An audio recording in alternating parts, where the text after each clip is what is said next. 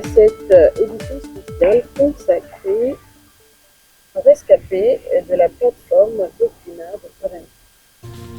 Messieurs, de nouveau le plaisir de vous recevoir sur nous. Madame, bonsoir et je vous remercie de nous avoir accordé votre temps. En effet, je suis Monsieur Mundunga Makangi Lilian, rescapé de la plateforme Bécuna Perenco. Le 23 mars 2024, malheureusement, nous avons vécu un drame et c'est quelque chose que nous parlons avec beaucoup d'émotion, beaucoup de tristesse. Ici, nous venons tenir l'opinion publique et encore solliciter l'arbitrage de notre chef de l'État, notre père de la nation, son Excellence Brice-Clotaire Oligui Nguema, qui est le chef suprême des armées, chef suprême de la magistrature suprême. Nous ne venons pas porter atteinte aux dirigeants de nos pays, loin de nos pensées, mais nous venons faire état de la situation. Vu le drame qui s'est produit, moi je fais partie des blessés graves, mon collègue encore juste actuellement est blessé. Alors, quand le drame s'est produit, le chef de l'État a détaché le Premier ministre qui était en fonction actuellement, qui lui, qui est venu, nous étions encore au chevet du lit dans les centres hospitaliers. On a dû nous... Moi, j'étais à Clinique Manji parce qu'il y avait eu des morts et il y avait eu 2 blessés graves. J'ai fait partie des 2 blessés graves. Malheureusement, le deuxième blessé, lui, il a succombé à ses blessures. Moi, j'étais hospitalisé à Clinique Manji. On a dû me faire sortir même sur un fauteuil roulant pour m'amener au Méridien. Alors, le Premier ministre qui était en fonction en ce moment des faits, C'était lequel? c'était M. Raymond Donsima. Il nous avait reçus avec les autorités provinciales et avec la direction générale de Perenco. Il nous avait dit que nous devons être traités de même façon que les familles endeuillées. En effet, je précise qu'ici, nous n'avons pas de problème avec nos employeurs. Nous n'avons pas de problème non plus avec Perenco, parce que nous n'avons jamais porté plainte à Perenco. Nous avons demandé une conciliation à l'amiable. Et nous, ce que nous déplorons aujourd'hui, c'est la commission qui a été mise en place par le Premier ministre au moment de l'effet. Parce que cette commission n'a jamais accepté de recevoir les rescapés bécunants. Depuis 2014, monsieur, jusqu'à maintenant, aucune réunion, aucune prise de contact. En effet, cette commission ne nous a jamais reçus. Nous sommes rapprochés de toutes les autorités de la province, notamment le gouverneur qui était en fonction. Nous sommes rapprochés de la direction provinciale des hydrocarbures à plusieurs reprises, beaucoup de rendez-vous, malheureusement qui n'ont pas donné de suite favorable. Et je réitère encore que nous étions encore convalescents au moment de l'effet, mais malgré cet effet, malgré nos états, nous sommes mis à la disposition des enquêteurs, notamment qui était le B2, déjà que je remercie au passage parce que les enquêteurs nous ont vraiment assisté dans cette épreuve moralement. Ils étaient à nos cheveux du lit et nous, réciproquement, on a fait pareil, c'est-à-dire que peu importe les heures qu'ils demandaient à nous voir, on se déplaçait. Et je précise qu'on était encore convalescents, on se déplaçait. Moi, j'ai dû me faire suivre par des psychologues, par des psychiatres, parce que même en étant hospitalisé, les premières semaines, j'étais attaché. Pourquoi? Qu'est-ce qui était dû J'ai des certificats médicaux qui prouvent, mon médecin traitant disait qu'il fallait que je me fasse suivre par un psychiatre. Vous avez été traumatisé? Oui, j'ai eu des dommages corporels, physiques et psychologiques. J'ai passé près d'1 an, je dormais sur somnifère. Ça a impacté même ma vie conjugale.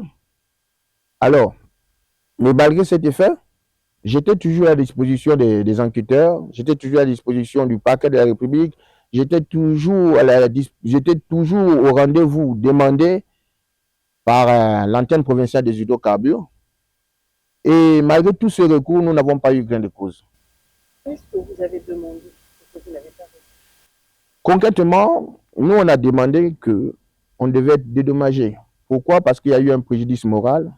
Nous avons été atteints moralement, nous avons été atteints psychologiquement, nous avons été atteints physiquement. Et comme la loi gabonaise le prévoit, après un tel accident, il devait avoir des réparations. Mais malheureusement, nous constatons avec beaucoup de désolation qu'il n'y a pas eu de réparation. Il n'y a pas eu de réparation. Des réparations à quel niveau? Au niveau de la commission, au niveau de votre société, au niveau de Périnco. Vous parlez de quelle réparation? Déjà, nos employeurs, moi, mon employeur m'a assisté dans cette période. Ils m'ont fait traiter, ils m'ont soutenu financièrement parce que j'ai passé un bon bout de temps, je ne travaillais pas. Ils m'ont soutenu financièrement. Nous, aujourd'hui, nous, on parle de réparations physiques et psychologiques, comme prévoit la loi gabonaise et comme le directeur Pérenco nous l'avait dit, que nous serons dédommagés au même titre que les familles endeuillées. Alors, nous ne comprenons pas qu'avec un drame aussi clair que ce soit, jusqu'aujourd'hui, nous n'avons pas été dédommagés. Aujourd'hui, nous informons l'opinion publique que nous n'avons pas été dédommagés. D'accord, monsieur. Monsieur Makangi, madame. Oui.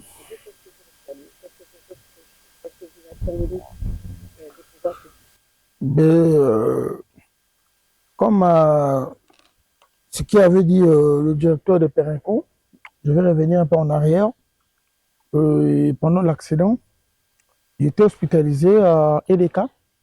Je crois que tout le monde a vu les vidéos dans les réseaux sociaux. J'étais chez Edeka derrière Banco. On est venu me chercher. Le directeur, le PDG de Périnco veut vous voir pour le rescapé. Et les familles endeuillées. On est parti à l'Orange. Le PDG de Périnco nous a certifié, vous serez dédommagés au même pied, au même pied que les familles endeuillées. Il nous a dit, il n'y a pas de problème pour ça, ne vous inquiétez pas, on doit prendre soin de vous. Et cela nous a rassurés. Et parmi nous tous, les rescapés, on a dit, on ne va pas porter plainte puisque le PDG nous a déjà donné l'assurance. Donc du coup, on a dit, on va rester, on va attendre jusqu'à... ils vont mettre la commission en place. Ils ont mis la commission en place. La commission est venue ici à Port-Gentil. La commission nous a jamais contactés. On a seulement écouté ça des bouches en oreille. On est parti vers Périnco. On est parti au B2, on nous a auditionné. On est parti à la DGH, on nous a aussi auditionné. Au tribunal, pareil, on nous a dit d'attendre. On avait demandé 500 millions. Parce qu'on nous avait demandé, est-ce que vous allez porter plainte ou pas? On a refusé, on ne porte pas plainte, mais on a demandé juste un arrangement à l'amiable avec la société. Et voilà, le tribunal nous a donné, on a fait les papiers, le tribunal a donné, comment on appelle, l'accusé de réception. On est rentré chez nous. Et moi, à la suite, je suis reparti à la clinique. Puisque le pied qui me dérange et tout, ils m'ont amené à la CNCS pour aller voir la sécurité sociale, puisque l'assurance doit prendre soin de moi. Et on a constaté que quand il y a eu l'accident, la cheville, à l'intérieur, ça s'est écarté. Donc, les os sont écartés à l'intérieur. On est parti faire la radio et tout. On a parti faire le scanner. Je suis reparti encore à DGH, aller montrer. Excusez-moi de vous interrompre, quelle était votre fonction dans le site J'étais le chef mécano. J'étais le chef mécano de la plateforme. Voilà. Oui. Et voilà. Et aujourd'hui, la CNCS a demandé, je dois répondre au travail, mais avec, c'est-à-dire un poste aménagé. Aujourd'hui, je suis à la base Périnco, je travaille.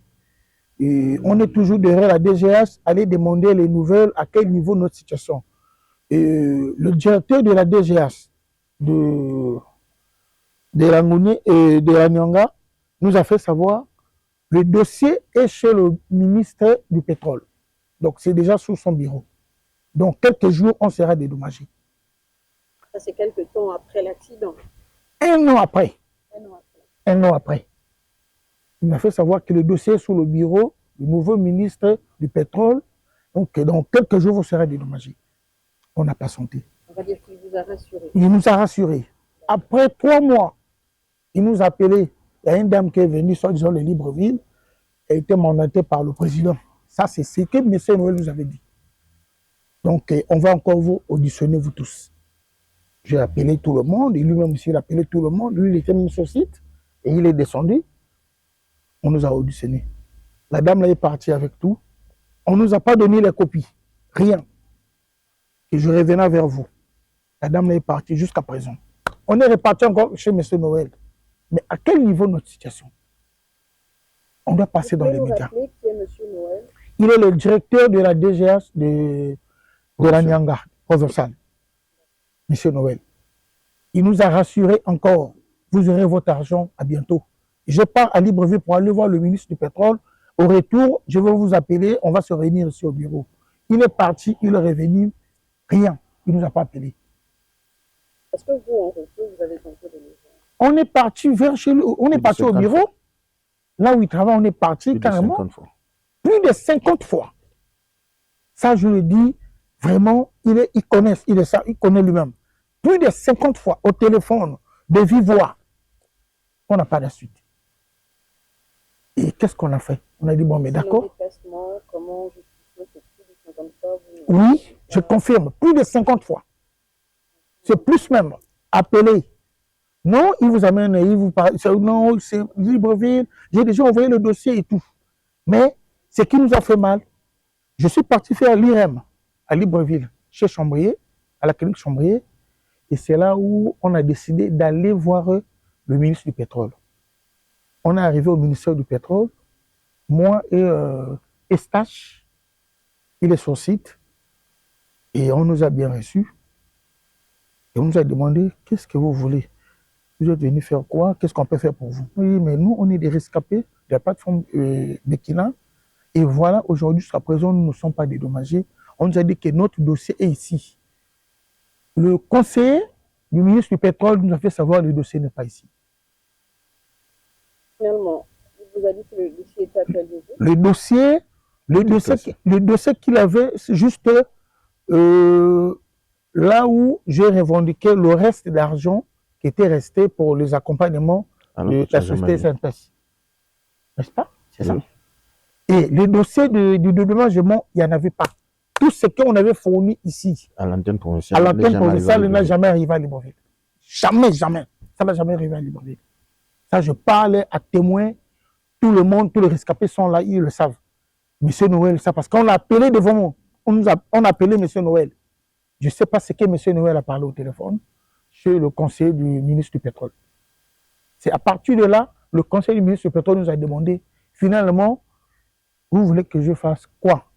Moi, j'ai dit, mais pour moi, je pense que ce que le directeur de Perenco avait dit, c'est ce qui va se faire. Nous, on veut qu'on soit dédommagés et les maisons. Au jour d'aujourd'hui, ils sont en train de construire les maisons pour les familles endeuillées. On a entendu, c'est là, derrière le stade. Pour nous, il n'y a pas. Dédommagement, il n'y a pas. Et on était obligé, le conseil du ministre était obligé d'écrire dans son agenda que je vais vous appeler. Vous avez demandé 100 millions et les maisons et tout. D'accord, je vais vous appeler.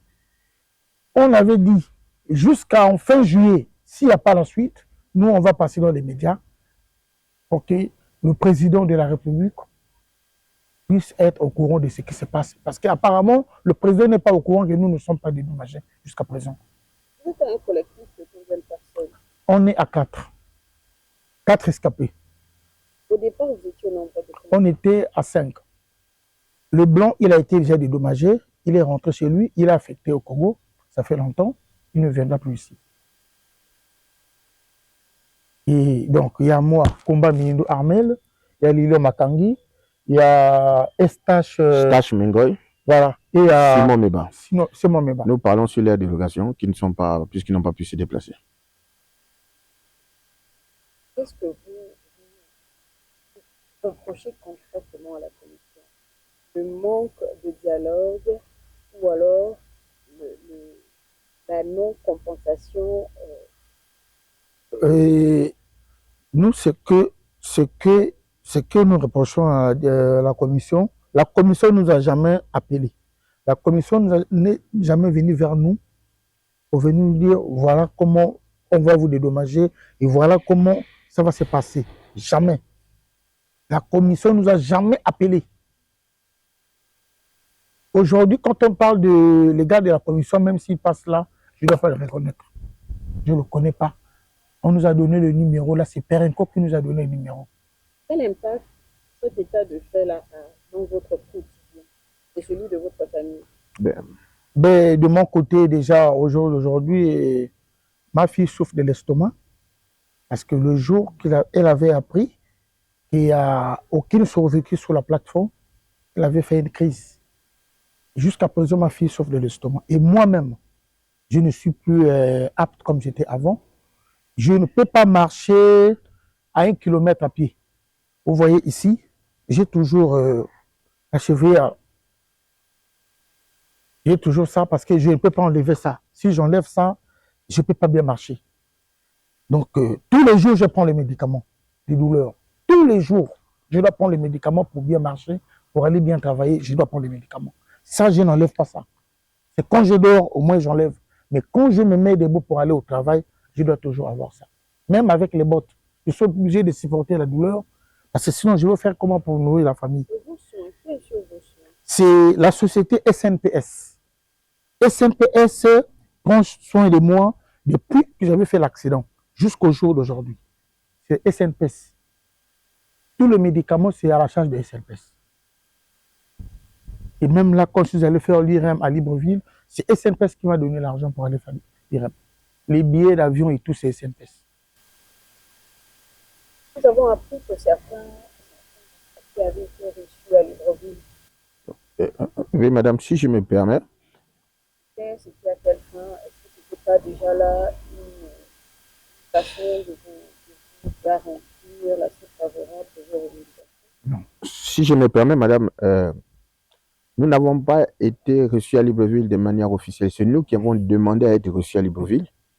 Et ensuite, ils ont accepté de nous recevoir. Nous avons dû payer les billets à nos frais parce qu'on avait dit au Conseil des ministres du pétrole que nous, on n'a pas les familles à Libreville. On a pris les billets à nos frais, on a pris les logements à nos frais et nous avons été reçus. Vous avez été reçus par le conseiller des ministres du pétrole, actuellement. Qu'est-ce qui avait été décidé? Qu'est-ce que vous avez compris? En fait, il n'y avait rien de concret au sorti de là. Il nous a dit qu'il va remettre le dossier sur la table parce que pour eux, ce dossier a été classé depuis. Et aujourd'hui, si nous venons sur le plateau, comme je réitère mes propos, c'est avec beaucoup de frustration. Parce que nous sommes convaincus que son Excellence, qui est le père de la nation, l'on l'a fait croire que ce dossier est classé depuis. Lorsque le président arrivait à Port-Gentil, 1 an après les faits, pour venir poser la gerbe de fleurs à Perenco, nous étions là, mais on a mis les garde-fous auprès du président pour que nous, rescapés de la plateforme Bécunan, les acteurs principaux qui sont mis à la disposition pour clore cette enquête-là, on a mis des garde-fous pour que nous ne nous rapprochions pas de M. le Président de la République. Alors, nous sommes plus que certains que le Président de la République s'est dit que ce dossier est classé. Alors, si nous venons ici aujourd'hui, c'est pour que le Président vienne arbitrer ce dossier et pour nous aider à passer, pour nous aider à faire notre deuil. Parce que, aussi longtemps que nous n'avons pas été dédommagés, qu'il n'y a pas eu de compensation, qu'il n'y a pas eu de réparation, nous ne pouvons pas faire notre deuil. Moi, j'ai été suivi par des neuropsychiatres, j'ai été suivi par des psychologues. J'ai dû dormir au moins 1 an sous traitement. C'est impacté ma famille. Vous vous rendez compte que quand je suis sorti de l'hôpital, je ne vivais que sous traitement. Je n'arrivais pas à attraper une tasse d'eau. Parce que tout versait. En fait, les enfants se disaient que j'ai perdu la tête. Et qu'aujourd'hui, quand je dis aux gens sur la route que je n'ai pas reçu un dédommagement pour ce dossier-là, madame, je passe devant l'opinion nationale pour un grand menteur. Alors, nous aujourd'hui, nous ne venons pas décrédibiliter les autorités de notre province. Nous venons faire comprendre au chef de l'État que nous sollicitons cet arbitrage afin que ce dossier, justice soit faite. Justice soit faite. Nous voulons passer à autre chose. Mais comment pouvons-nous passer à autre chose si les réparations n'ont pas été faites? Et avec tout cela, tous les démarches que nous avons faits au sein des responsables de la province n'ont pas donné gain de cause. Alors, un matin, nous sommes regroupés, rescapés Bécunan, je parle de Stache Mengoy, Simon Meba, Amel Miyindo, Lilian Makangi. Nous sommes allés à la direction Perenco je réitère mes propos avec beaucoup de franchise et beaucoup de certitude. Le directeur financier de Perenco nous a dit, nous avons fini avec ce dossier financièrement et administrativement. Rapprochez-vous de la commission. Perenco a fini avec ce dossier administrativement et financièrement. Mais malheureusement, cette commission n'a jamais accepté de nous recevoir. Après autant d'années, pourquoi avoir atteint? Parce qu'ils nous ont certifié que nous devons être dédommagés au même titre que les familles endeuillées. Et si aujourd'hui nous venons là, parce que toutes les familles endeuillées ont été dédommagées, sauf nous. Si aujourd'hui nous venons là, parce que nous sommes en contact avec le Français qui était notre responsable mécanicien sur la plateforme, qui lui nous certifie par WhatsApp que lui a été dédommagé. Donc vous comprenez un peu notre frustration. Le président de la République, au soir du 30 août, nous avait dit que son souci primo, c'est de redonner au peuple gabonais leur dignité. Mais nous constatons avec beaucoup de désolation qu'il y a certains de ses collaborateurs les plus proches qui ne partagent pas la vision du chef de l'État. Parce que comment convenez-vous qu'un problème aussi clair, aussi limpide comme ça, il n'y a pas eu réparation? Comment convenez-vous? Nous ne voulons pas revenir sur les faits, nous ne pouvons pas prendre notre cas pour une fatalité.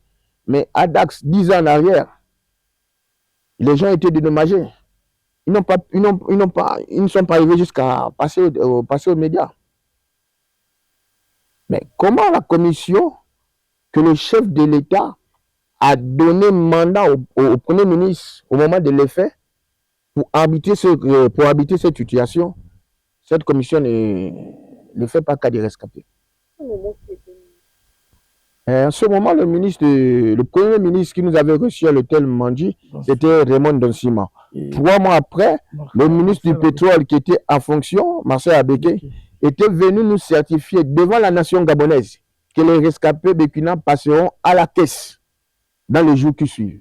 Vous voyez comment il nous a exposé, parce que jusque nos collègues, nos familles, se disent que nous avons l'argent caché dans les banques. Il avait certifié à Gabon Première que les rescapés békina passeront dans les caisses pour être dédommagés les jours qui suivent. Aujourd'hui, nous sommes à 3 ans. Donc, quelques mois. Alors, nous sollicitons vraiment que le chef de l'État, que le père de la nation, que le chef de la magistrature suprême vienne arbitrer ce dossier. Pour vous, monsieur, oui. Mais moi, il faut que je sois dédommagé et je vais aller faire l'opération. Il doit aller m'opérer. Il faut que je retrouve mon pied normal. Je dois être dédommagé. Ce qui a été dit par le PDG de Perenco, l'argent et les maisons. Moi, je vais avoir ça. C'est sorti à la bouche de lui-même, le PDG, devant tout le monde. Et si le PDG a donné l'argent, pourquoi pas nous donner l'argent là? Ah oui. Et c'est sorti pas de notre bouche, c'est lui-même le PDG à l'hôtel, à l'Orange. Tout le monde était là, tous les grands chefs. C'est ça là qui nous a poussé de ne plus même plus faire porter plainte à qui que ce soit. Parce qu'on avait déjà l'assurance. Malgré ça, on est resté dans notre coin pour attendre. Et même le jour, sous la pluie, on est parti à l'Orange. Quand la commission était à l'Orange, dès qu'ils ont appris que nous sommes là, ils ont levé le cœur. Ils ont levé le corps. Ils sont partis à l'hôtel le Méridien, l'hôtel Mandi. Donc on nous a laissé sous la pluie. On nous a laissé sous la pluie. On les appelle. On ne vous connaît pas. Donc ils ne connaissent pas lesquels qui ont fait l'enquête, lesquels qui ont donné le témoignage au gouvernement. Ils ne nous connaissent pas. Je connais leur nom, je connais leur numéro. S'il s'agit de citer, je peux citer leur nom. Parce que ce que je dis, ce n'est pas le mensonge, c'est la vérité. C'est la commission. On a le problème avec la commission. Pourquoi la commission ne veut pas nous voir? Pourquoi? Qu'est-ce qu'on a fait de mauvais?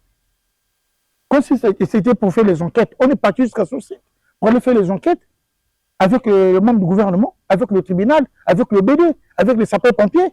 On est parti, malgré, je boitais, j'avais la bande et tout, mais ils m'ont forcé de porter la combinaison.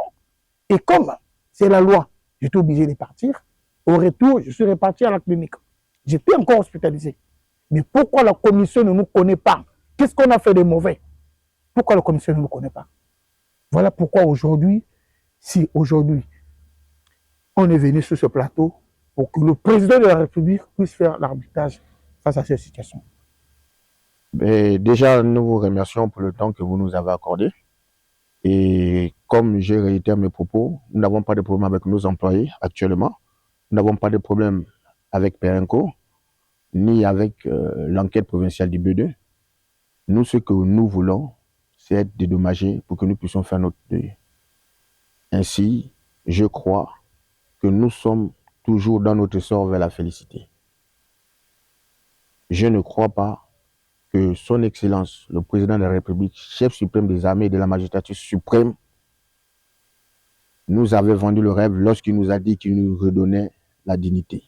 Je crois beaucoup à cet homme qui est le père de la nation. Ainsi, nous nous reposons actuellement sur lui, afin qu'il réouvre le dossier Bekuna. Sur ce, je vous remercie. Merci, messieurs. C'est sur ces mots des rescapés de la plateforme Bekuna, de Perenco, que nous une émission spéciale.